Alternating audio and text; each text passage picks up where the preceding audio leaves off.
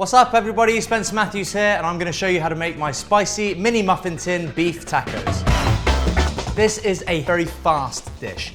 It's absolutely delicious. So far I'm just softening some onions in a pan, and now I'm going to add an array of delicious spices to really boost the flavour of the dish. Chili powder, cumin, coriander, Worcester sauce, oregano, paprika, garlic powder. Next up, add some beef mince. Beef mince is naturally very high in protein and very low in salt. It also has 8 essential vitamins and minerals. Once browned, add some spicy mixed beans to the pan.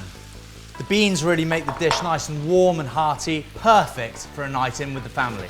Place folded tortillas into muffin tins and blast in the oven for about 8 minutes until golden. Load your taco with lettuce and beef, guacamole, sour cream.